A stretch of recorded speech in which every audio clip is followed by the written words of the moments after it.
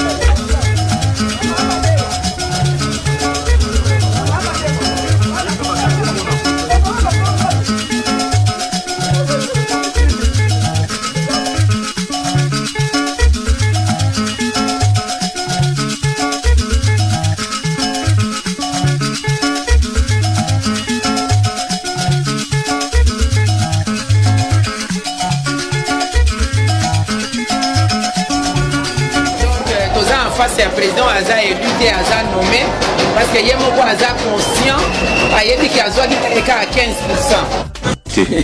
Longue histoire. Oui. Alors, en quelques mots, je peux dire, nous étions justement choqués. Moi, ça m'engage que moi, ce que je veux dire actuellement. Après les élections, nous étions choqués de ce qui est arrivé, choqués comme la Mouka, parce que on s'est battu et on a été convaincus d'avoir obtenu la victoire. Bon, ça s'est décidé autrement. Nous avons vu le président autrement, oui, justement. Oui, bon, les résultats étaient autres. Ça dépend du français que vous voulez. Donc, tous en face à président Aza élu et Aza nommé parce que Yemoko Aza conscient a dit qu'il a à 15%. Aujourd'hui, pourquoi avoir quitté la Mouka pour soutenir Tshisekedi qui était de la Mouka mais qui a quitté? Longue histoire. Oui. Alors, en quelques mots, je peux dire, nous étions justement choqués. Moi, ça m'engage que moi, ce que je vais dire actuellement.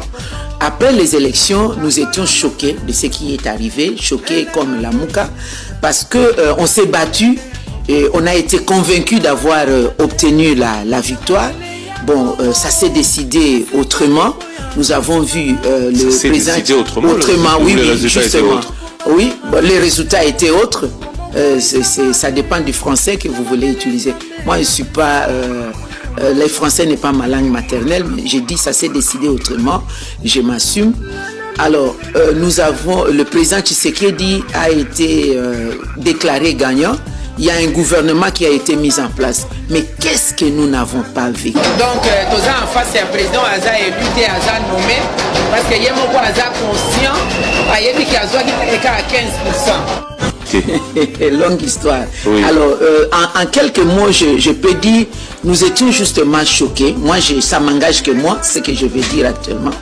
Après les élections, nous étions choqués de ce qui est arrivé, choqués comme la Mouka, parce que on s'est battu et on a été convaincus d'avoir obtenu la victoire. Bon, ça s'est décidé autrement. Nous avons vu le président autrement. Oui, justement. Oui, bon, les résultats étaient autres. Ça dépend du français que vous voulez.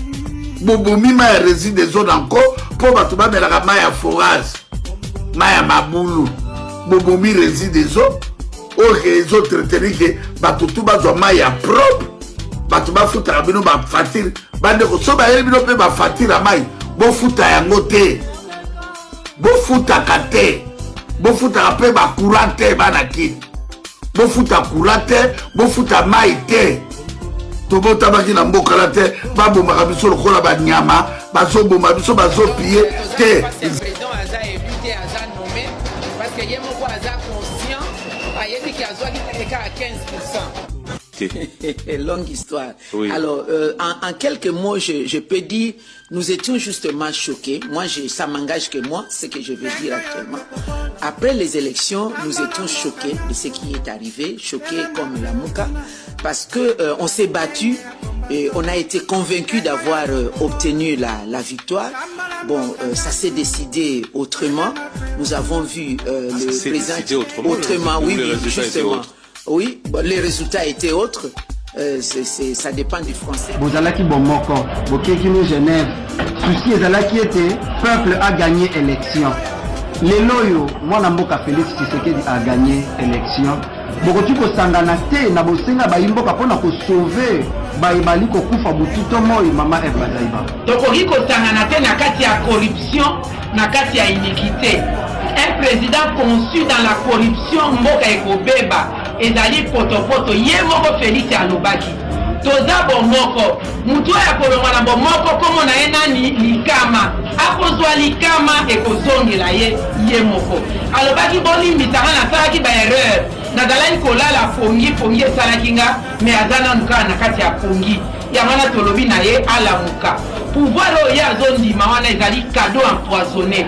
Yo mutu ozwi toza même pas na mawana soni yo moko ke nazwi nanga 15% po balakisaki ye ba résultat. Balobi tala ozwaki ka 15%. Kutu shadari ya lekio me tokotia yo wana po yo garantir ba intérêt ya continuité na biso. Azwi andimi. Yamana ozoyoka bana bazoyemba Félix ateki mboka. Pona pouvoir na ye moko. Ekosimba te. Meme na nzango balobaka ngala moyibi. Maintenant que pouvoir est dans le peuple tout le bas Bongo, MLC décidé ainsi que les partis politiques ils ont constitué la Mouka. Bakoti vous à la prêt, il y a pour travailler dans le gouvernement où il y a Félix Tshisekedi. Natina répondre que tu peux travailler dans la corruption T, dans la iniquité T. Ce qui est dans la rapport à pouvoir, on a dit que na réunion ya Senko, le MLC avait dit qu'on va participer dans le pouvoir Wanate. Nanazala kolela comme premier ministre ya Kabila. Félicité, babanaki na nani, na badi bangat, IDPS, baekozwa nani, Chibalat, IDPS. MLC alobaki partout au lingi ba élection, alors les bonnes élections.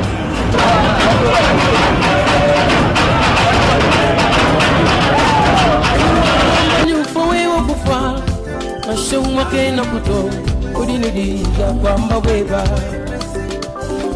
Nani wapwele mulona kukwenzela wawali Na shaka kweba kena kuto Ikala yaswani kaimu kwele mulo Udi umbushe biju kujala utone mushinga Bakena mushinga juto mushinga Umakapesha imode kai seteli mwena lukuna weba lekele kwela kwewa ndekelu yango na lobi otelemeli Félix ngala otelemela yo